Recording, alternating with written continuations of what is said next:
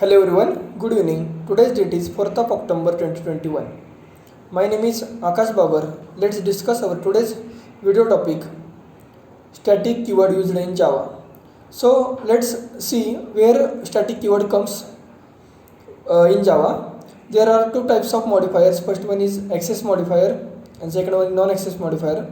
There are four types of access modifier. First one is private, second one is public, third one is default, and fourth one is protected one. So that are the four types of access modifiers, and there are also some types of non-access modifiers. First one is static, volatile, abstract are the some types of access modifiers. Non-access modifiers. In that static keyword comes. So let's discuss static keywords in detail. So there are also some types of static keywords or static keywords used in classes.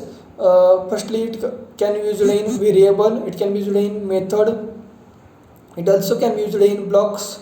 So let's discuss how static keyword used. Actually, static keyword is used for a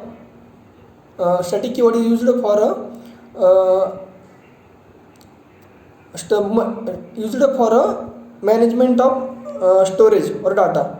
So let's discuss how it is used actually. Firstly, we will discuss in static variable.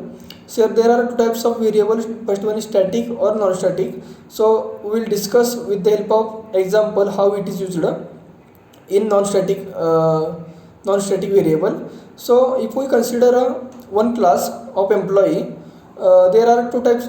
In that there are two variables. That is employee name or int name and int company or string company.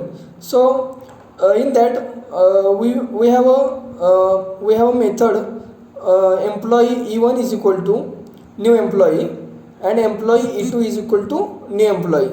So E1 will access or call the two variables, that is name and company. So actually company is same for all the employee names, but if we are not using static keyword here, so that's why there are two objects are created for E1 and E2.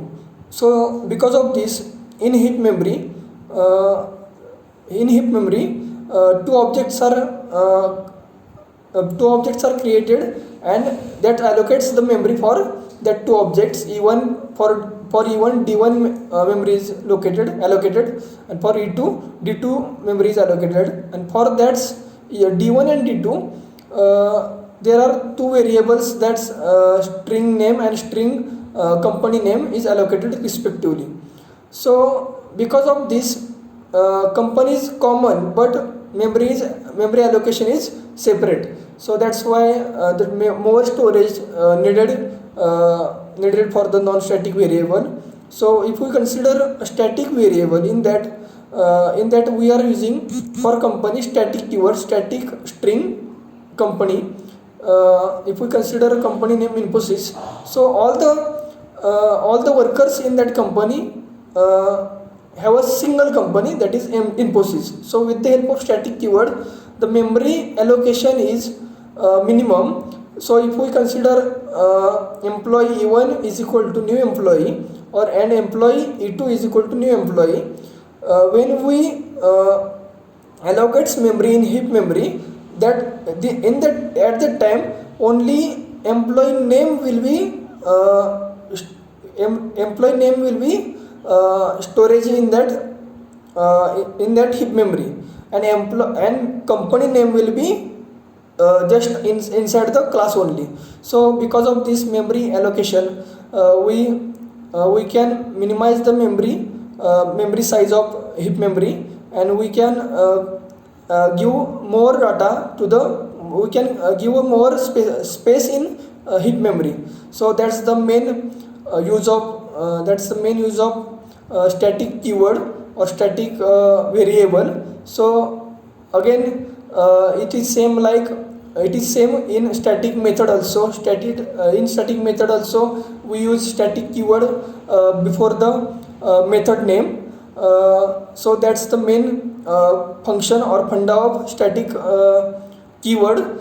Again, if we want to create a method or main method, we use public static main in argument.